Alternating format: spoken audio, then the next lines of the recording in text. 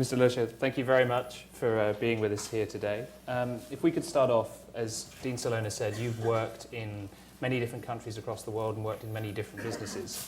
Perhaps we could start by asking, are there some common threads that you've identified with all of the leaders that you've met that you would say define leadership for you? I think there are many, many definitions of leaderships around the world, so I will not be the one who will add another one. But I mean, if you think about, maybe we can talk a little bit in terms of what I personally consider as key traits of good leaders. I think the first one I would say is clarity of direction and vision.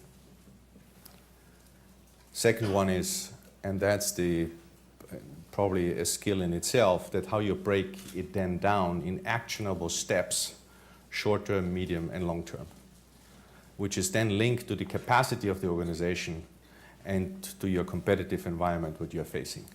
So that you challenge the organization, that you challenge the environment, but you make the possible in the fastest time what you can and what you're able to implement. So how you execute well in this regard.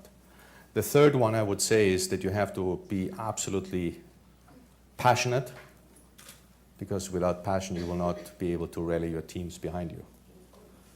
The fourth one I would say you have to be absolutely determined in pursuing what you have set out for the organization. And for me, the fifth one is, I would say, is that you have to have a true north for yourself, irrespective of company values or company culture, that you clearly define for yourself what's right and what's wrong. And then you are onto the field to play. And onto the field, you were, as Dean Sloan said, the first outside CEO in Siemens history. I imagine that created some specific leadership challenges for you. Perhaps you could talk about these principles that you mentioned and how you applied those as you took over as CEO and president of Siemens. I mean, who has actually read and worked through the case? Can you just show me my hands up? Well, I don't have to explain anything to you. I mean, obviously, it was a very defining moment for the company. It was a very defining moment for myself. I mean, I was the 12th CEO in the history of the company, the first one coming from the outside. And the company itself was in a major shock. So the first thing what I had to do is really to make sure that what happened to the organization was never part of the company culture. So the first thing what I set out for the organization to clearly differentiate that we had a major leadership crisis to deal with and to tackle with, but it was not a company culture issue per se what we had to deal with. So for me, to resolving this issue in the fastest possible time was obviously the highest priority.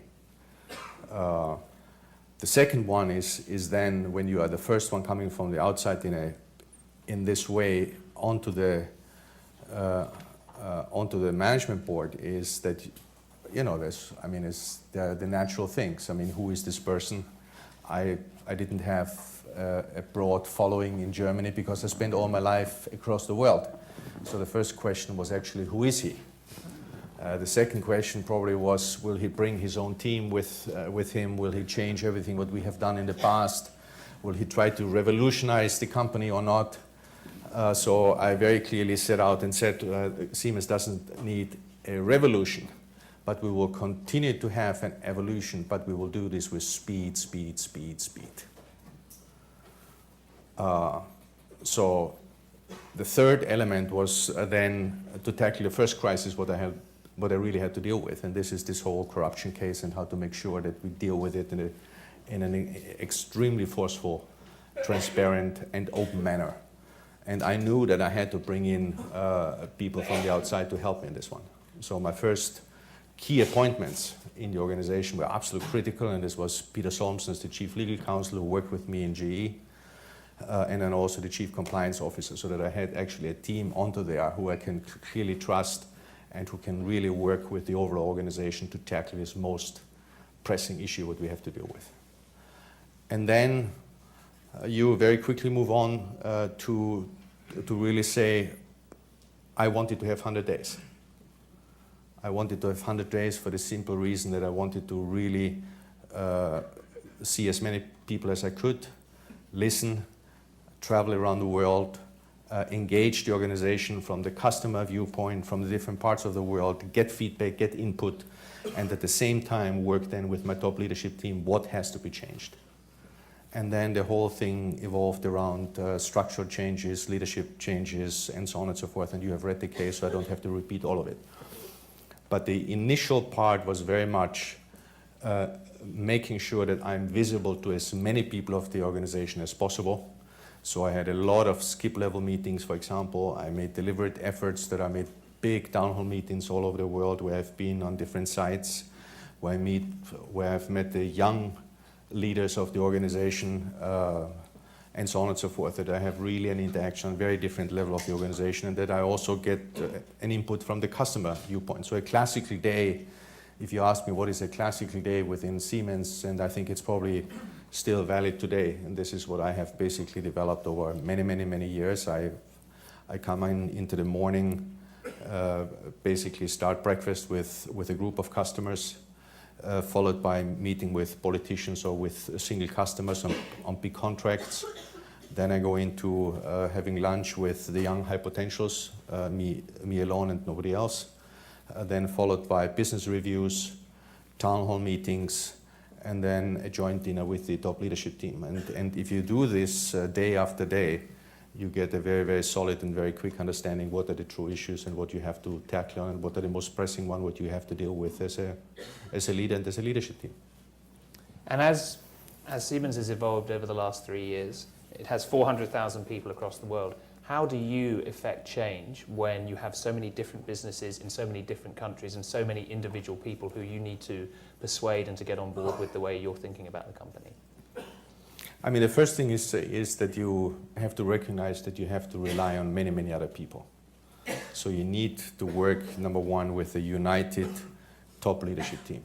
So the first issue what you have to deal with is how do you make sure that you really work with your team, who you trust, and who speaks with one voice in one direction and acts and speaks in the same way. So how do you quickly get basically different change agents in the organization who are really aligned with what you try to accomplish in the organization? And for this reason, the change what I've introduced in terms of the CEO principle was exactly this, to absolutely make sure that I had then the leaders in place who I trusted, who believed in the same vision, who work in the same direction with the same speed, how I wanted to change happening in the organization. And then through the principle that I've just announced, and I'm traveling 70% of my time being in front of the organization as much as you can yourself, because there's nothing more important than the personal and direct dialogue with the teams around the world. And as you've evolved as a leader, if we broaden it out just beyond Siemens, could you talk perhaps about how your personal style of leadership has evolved over time, and as you've encountered different challenges in the different companies you've worked in, how has that caused you to reflect on your personal style of leadership? I think it's look at this crowd. I always look at all of you. I mean, you are probably, how many nations are here in Stanford? 50 nations. So you see, my grandmother is Italian, my parents are Austrians, my wife is Spanish, 2 of my children are Americans, the third one is Spanish, and I'm Austrian. So I have learned to be a minority, and I've learned to actually have a very acute cultural sense. And this is very important because the world is very different. And when you then have the big opportunity, what I got early on in life, to work in Asia, to study in Asia, in the US, and in European countries, you not just broaden your skill set, you hone your instincts, and you also realize that there are many, many avenues to reach a certain goalpost. And you know all of this, so I don't have to really repeat it, but if I give you 3 examples, I mean, in the US, everybody knows that you can lead very much by objective setting, vision setting, objective setting, and then you basically work your plan, and the people will very much align themselves in doing so. And when you then go to Spain, for example, do we have Spanish colleagues here?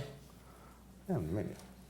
So the first thing what you realize is that you have to allow far more time for talking. So when you try to align the organization, the first principle what you have to adhere to is that you allow the teams to really, that they have a good talk among themselves. And then this is how you create alignment. But it's very, very important that you give this. You cannot just set it from the top and say, this is what we will do, and this is how it looks like, and these are the action steps, and I ask you to follow. Because they won't. But you get a very strong buy-in if you do it the other way around. When you then go to Asia, you have a very similar type of leadership requirement. You must make sure that you engage the organization from a bottom-up perspective, and then align it in different initiatives, top-down and bottom-up. This is the privilege what I had in my life, that I grew up in different cultural environments. I worked in different environments, and this helped me a lot in terms of how I appreciate the diversity of the world, and also how to be most effective in cross-cultural teams, which is the true asset of a global company like ours. And if we talk about, you have such a large organization, you talked about the young leaders that you have. I think for a group of high potential leaders like us, perhaps you could talk about... By the way, this is exactly what I assume, because otherwise you wouldn't be here. But let's talk about the other side of that. What do you think are the most common mistakes that you see young leaders in your organization make, and what could we learn from those mistakes? Oh, this is a very broad question. Look, I mean, the first advice what I would have is, I mean, all of you are leaders, otherwise you wouldn't be here. But I think as leaders, being young or older, the first thing what we have to recognize is how privileged we are. And I give you now a quote what was a great learning for me from Jack Welch. I met Jack in the mid-90s through a benchmarking exercise. When I then joined the GE organization, he was on his book tour. And I met him in his signing with his latest books. So I said, Jack, I'm here, I'm now officer of GE. What is your one line of advice? You know what he gave me, one line of advice? Peter, give it all, Jack. And I think live your dreams and make sure that you live up to the capacity and what you have as individuals, and make a real contribution through the work what you do for others.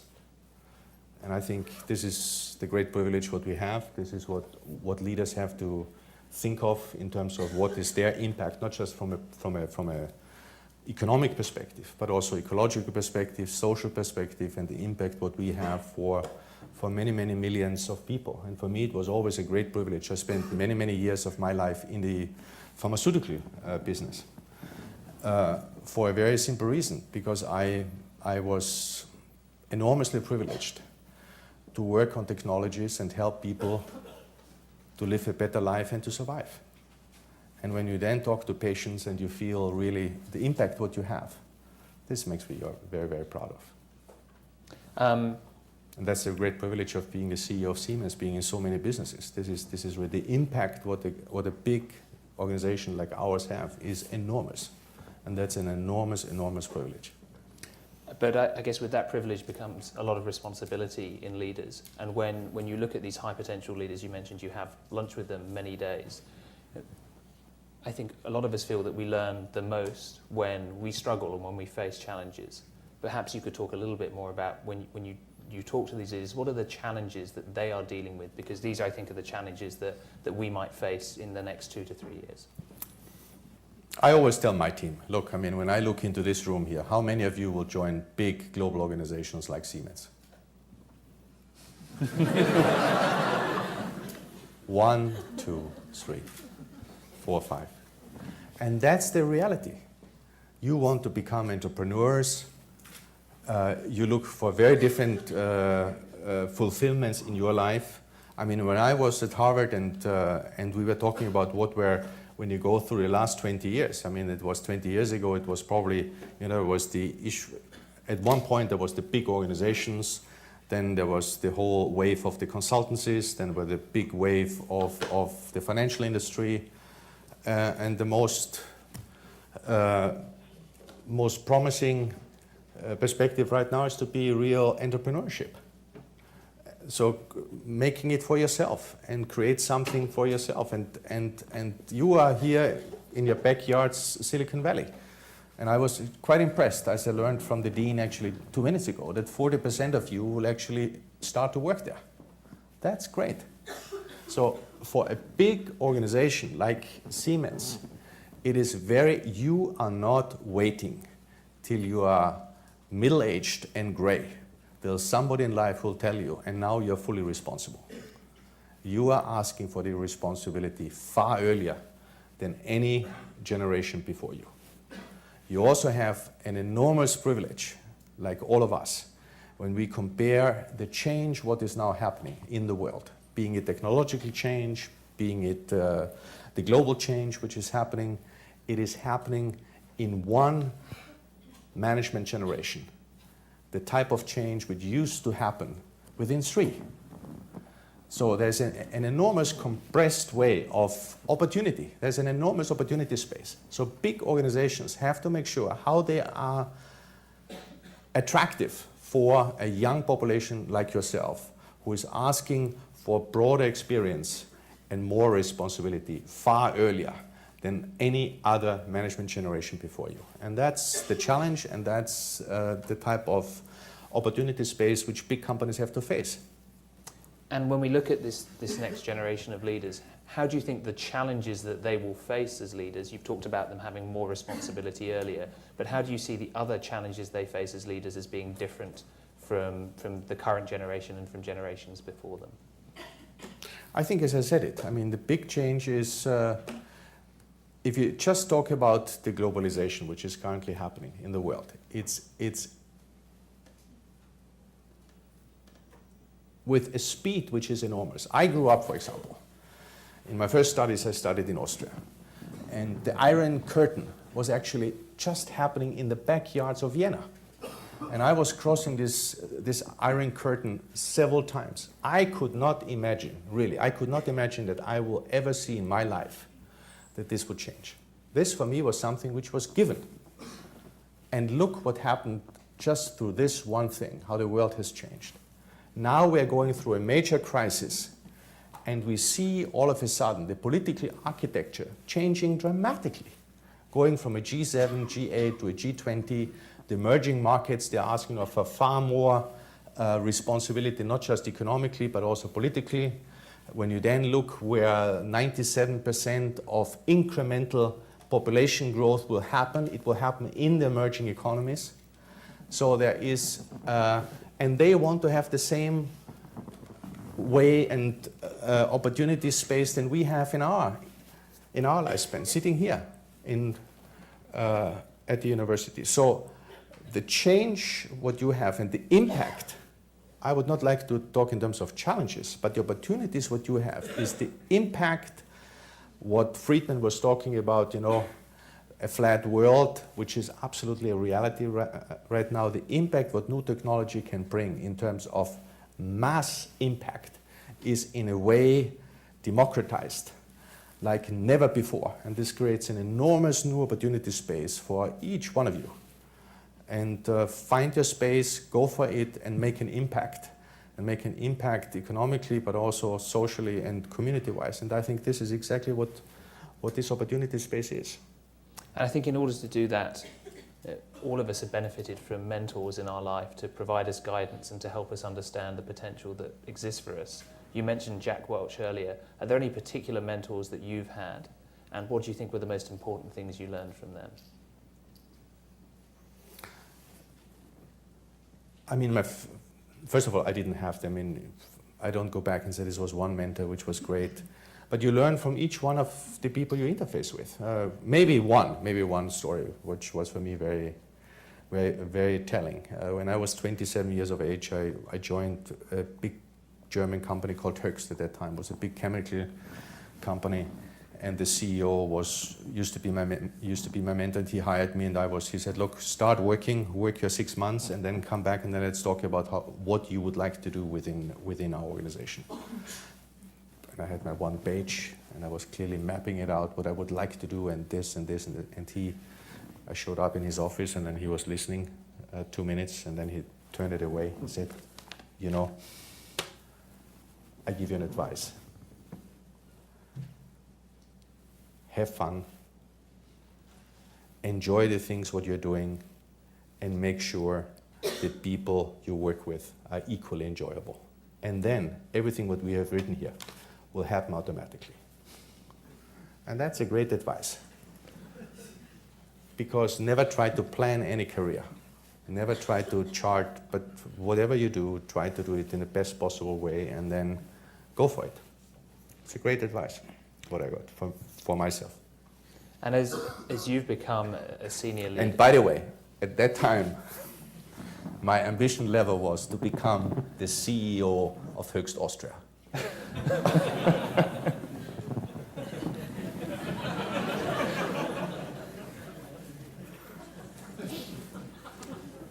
As I guess you are perhaps now a mentor to other people in your organization, could you perhaps talk about how you feel playing that role now as being a mentor to that next generation of leaders?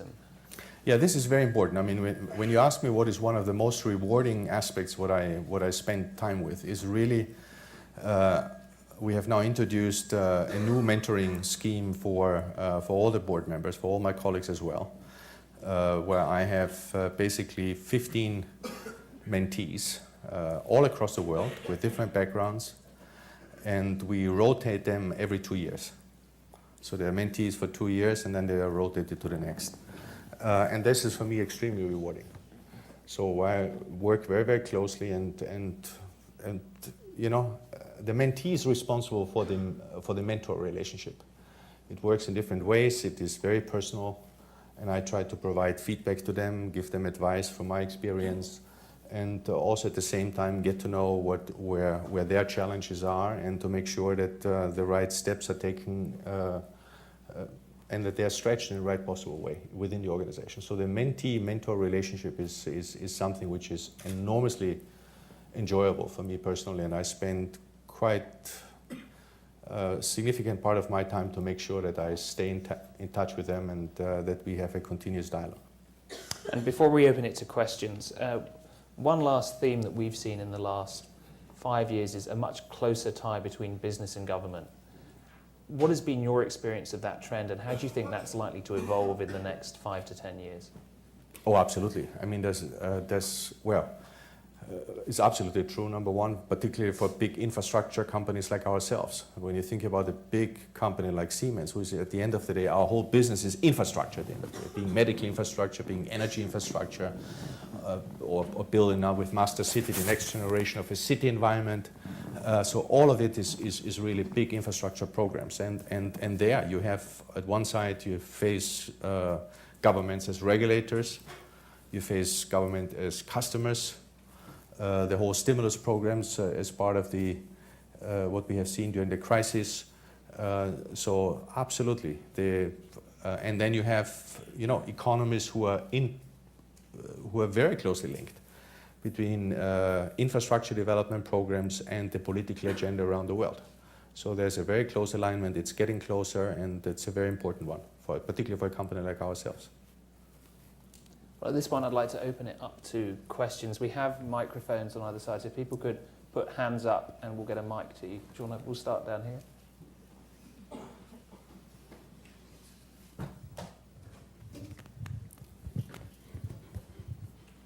Hello, thank you very much. I wanted to ask you, what clean tech opportunities do you see for Latin America?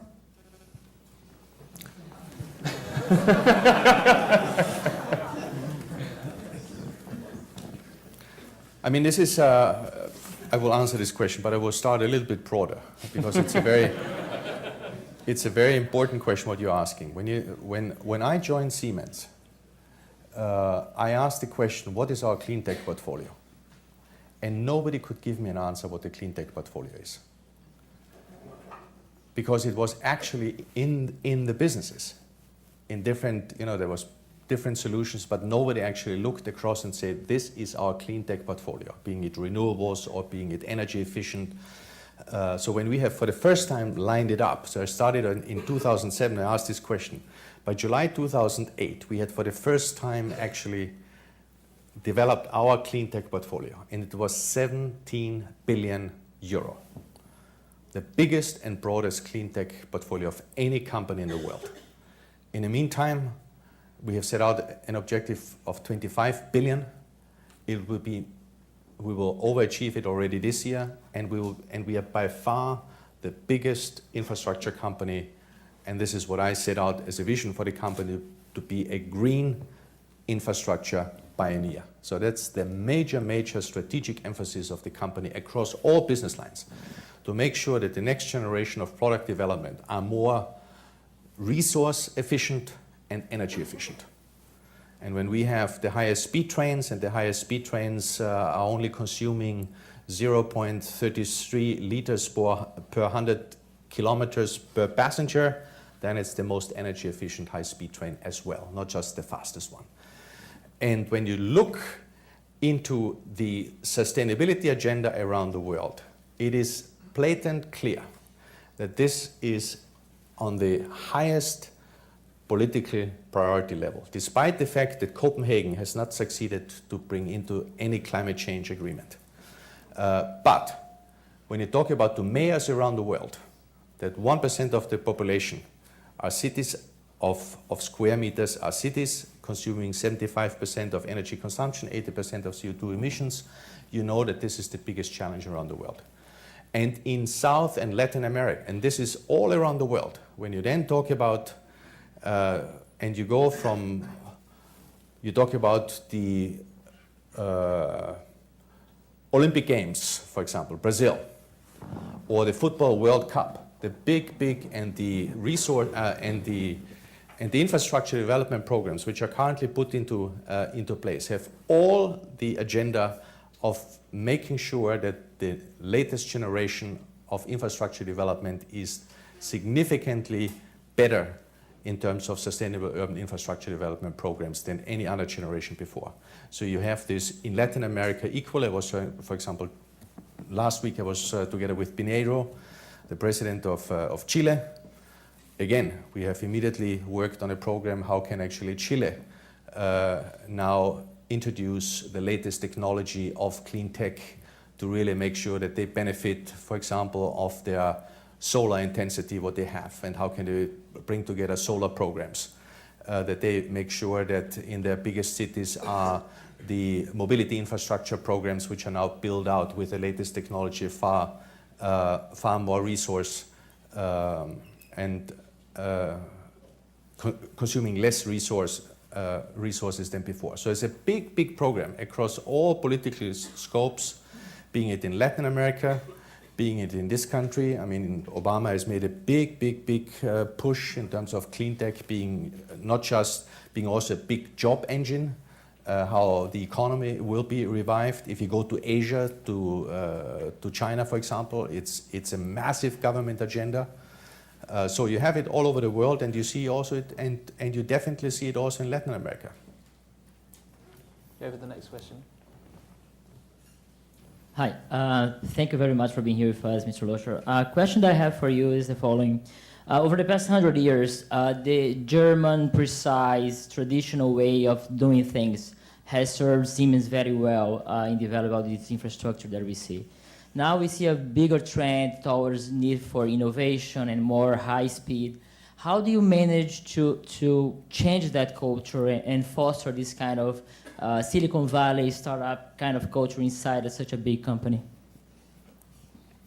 That's a very important question, because at the end of the day, is of any company, 90% of the innovation is happening outside the walls of the company.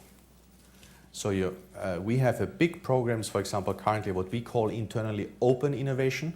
Historically, our labs, which we have already all over the world, we have one here on the West Coast, we have one in Princeton on the East Coast, we have it in Asia, we have it in Germany, we have it in 30 countries around the world where we have research and development activities ongoing currently. Number one, the network will be wider, but historically, our research and developers have very much focused their time on what is happening in their own labs. And now the focus is shifting, and this is why we call it open innovation, that we make sure where is in all the technology fields which are in our sphere of interest, where are the big partner networks, outside partner networks, where we have to link with to make sure that we innovate faster relative to our competitors. So we have a big push basically driving the innovation agenda outside our own boundaries, engaging with big research institutions or big universities or small companies and innovative companies to make sure that we have the most innovative network available to us in the big technology fields which are of our interest. That's a very important push. It's a very strategic one, and this will be very important because there's nothing more democratic than innovation process around the world. And when you look into where big innovative centers are happening, of course it's the United States, but when you just go by sheer size, we have around, if I give you the numbers right now, you have just graduations, okay? I'm talking about technical graduations. In Germany, we have roughly 45 to 50,000 technical graduates every year. In India, there are around 320,000. In China, you talk about 800,000. The numbers a little bit, there's a range between 800,000 and and closer to a million. So we see very much the gravity centers of innovation changing, shifting, and we have to take advantage of it to the fact that we are already present in 190 countries of the world, and therefore we should have a very good advantage with great reputation in these markets that we are able to tap into these new networks. Can we go with one of the ones in the middle? We get a mic over.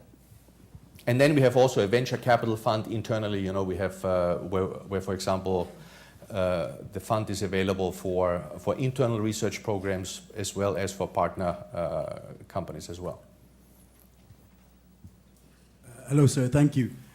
You talk here about, at the beginning you said setting vision and having clarity and strong leadership, and I think very charismatic leadership.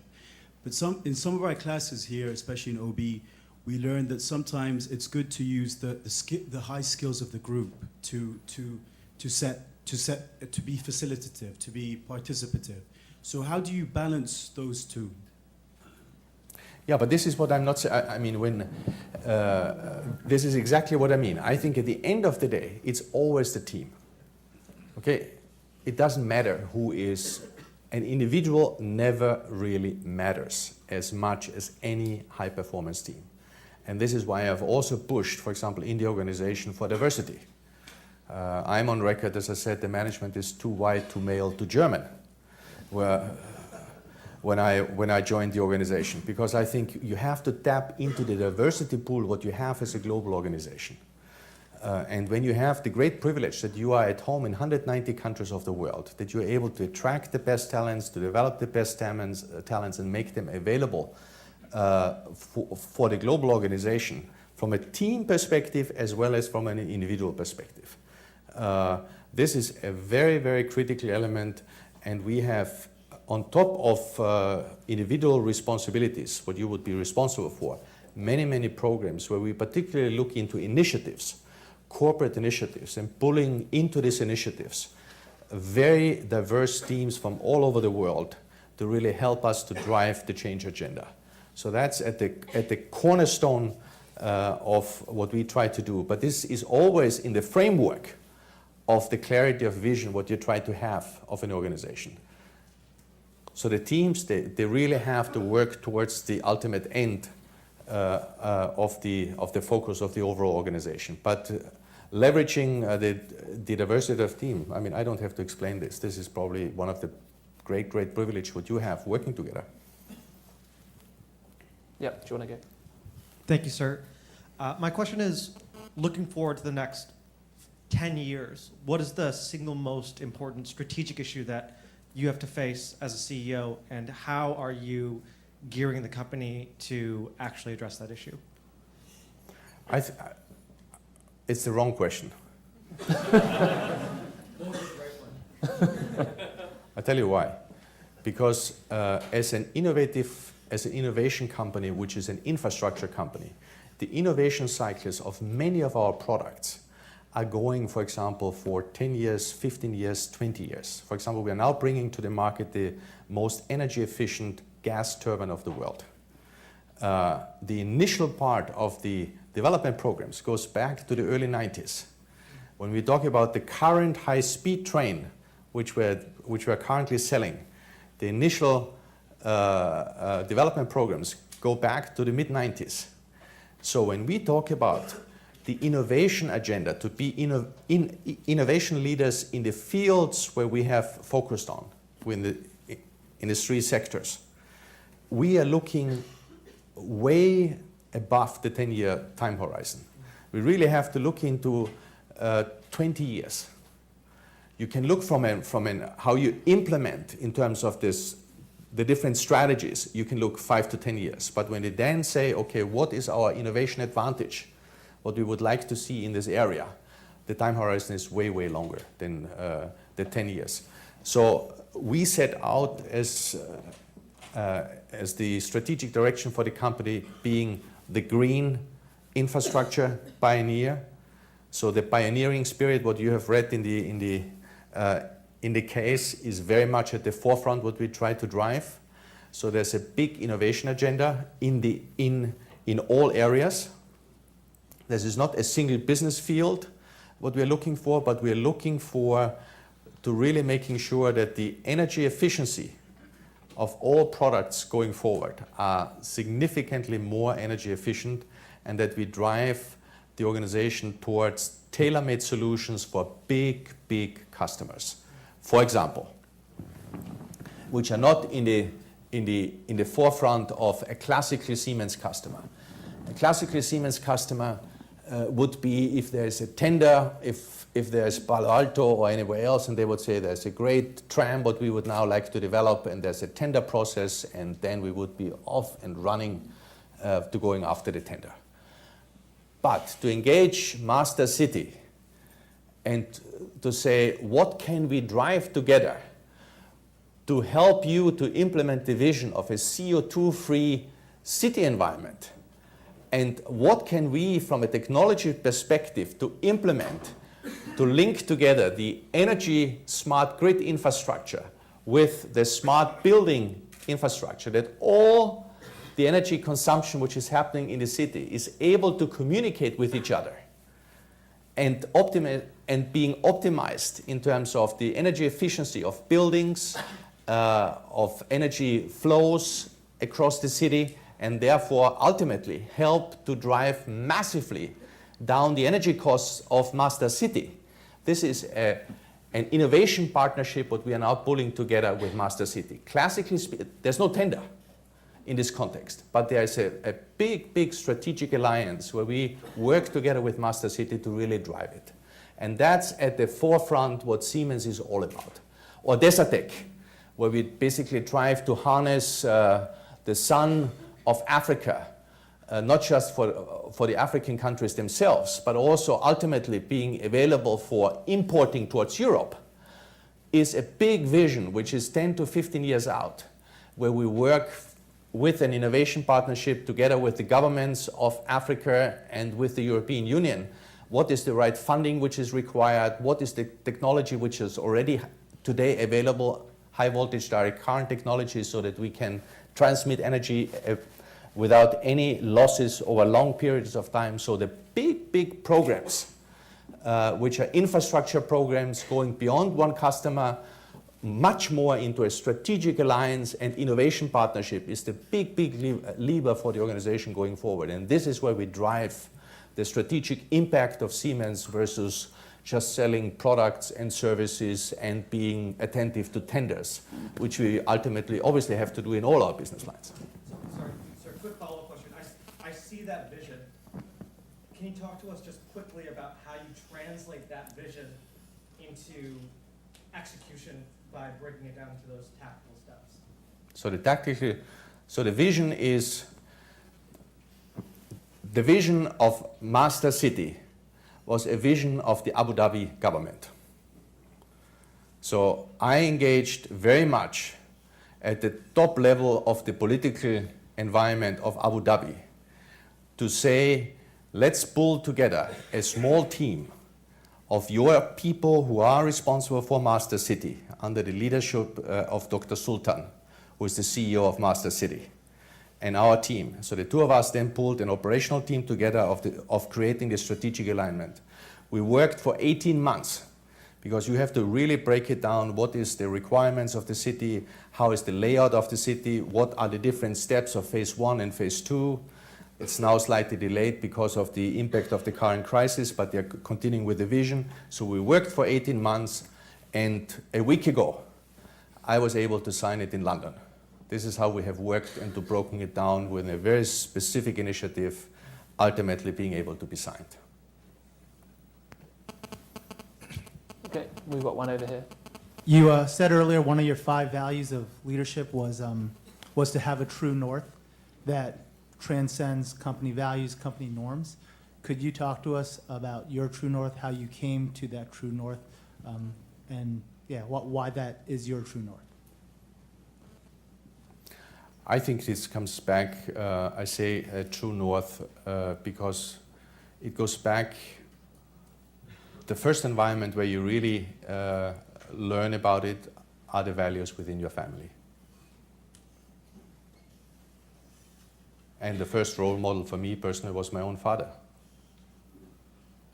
And then you have a lot of opportunities and privileges like a university like Stanford University, where you probably have a lot of leaderships in terms of ethics, ethical behavior, and business ethics. And I, for this reason, for example, have actually sponsored an educational initiative at the Technical University of Munich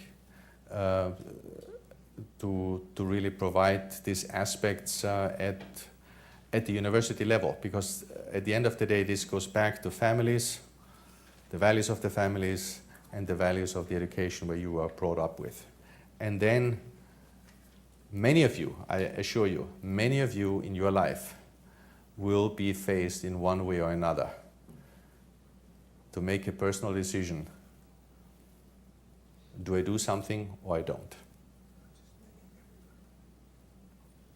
In different contexts. You know, sometimes are cultural norms, others are where you say, and then you have to say, no, I live up to my own standard with my own norm, and I'm not willing to go for it. For example, this whole bribery case in Siemens. When you read the testimonies of people, this is why I say this was a leadership crisis. This was not the cultural crisis of the company, but this was a leadership attitude of some leaders who have decided a red line for me is not a red line.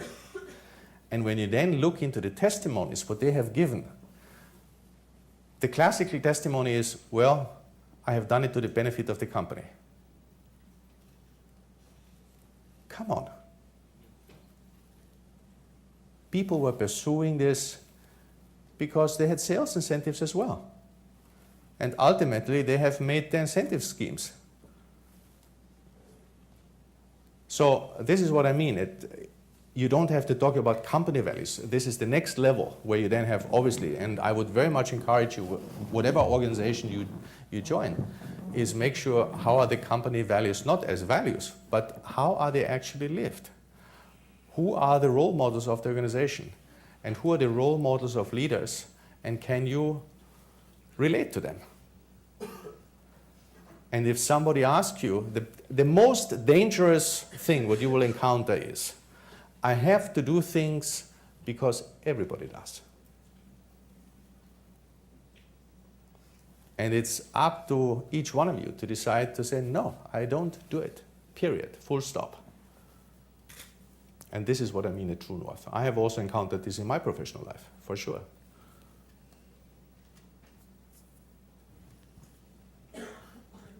We go to the next question. We've got one at the back over there. Sir, you spoke about the how young people are asking for more responsibility at an earlier and earlier age. For that model to work, that means young people have to be able to accept and succeed with this more responsibility. So I wonder, from your point of view, do you believe that the skills and abilities of young people are changing commensurately with their changes in expectations and desires? What do you think about this, about you here? I think I think it comes back to your point about feeling privileged, and I think sometimes it's important to recognize when we are feeling privileged, and so sometimes this leads to an expectation that we deserve more. But I also feel, and I'm biased, that we are capable of doing great things. So I wonder, from an executive's point of view, how you look at young talent that come into your company and hunger for, for the next step, that are 2 steps ahead of them, and are they ready for that? I watch very closely one thing. I watch very closely in terms of how people are performing in their current jobs. And my alarm bells are going on if people continuously talk about the next step. In some instances, it's probably very right. And then the question is a person in a job who is too small for him? Or is he able to actually stretch himself, him or herself, at a higher level? But it's very dangerous if you try to do things where you do things with the anticipation, I have a right of this and that and that. And this is a very, very valuable question what you ask, a very important one, and to find the right balance can only be given at an individual basis. But never look out. Doing things in a certain way today because I expect something from the organization tomorrow. I think this can never work and will never work. Rather, try to look into, find an environment where you have a mentorship and a leadership environment where you can engage yourself and leverage yourself early on as part of a great performing team. Because early on in life, the biggest lever what you have is the high performance team aspect, which was asked earlier here. It's not the individual, it's actually the team environment. And then you will drive on it. The question can only be asked individually, but it's a very, very important question what you have asked. And we have time for one more question, so one at the back there. Just over here. So I wanted to just ask about the... No. Anyways, just a practical question that has some story about that Stuxnet computer virus, and if that's still an ongoing issue, and if it had caused you to reevaluate potential threats to your business. I think it was the Stuxnet computer. Oh, the Stuxnet? The Stuxnet is a great business opportunity. Because now many industrial companies have realized the danger of being actually part of a portable computer or of a computer environment. And we produce in our automation control division actually proprietary solutions. And since Stuxnet has hit, the drive to the little bit more expensive proprietary solution from Siemens, the demand is going up. But it's a serious danger. I mean, you have now asked about the danger. Absolutely, this is a danger. There's no question. And we have now more and more customers who are looking into their industrial control environments to really make sure where are weak points. So we are doing a lot of so-called health checks for many of our customers at this moment in time, because this has obviously created a much heightened awareness compared to before. So Löscher, I'd like to say thank you very much for attending the GSB today. We really appreciate you being here. All the very best to you.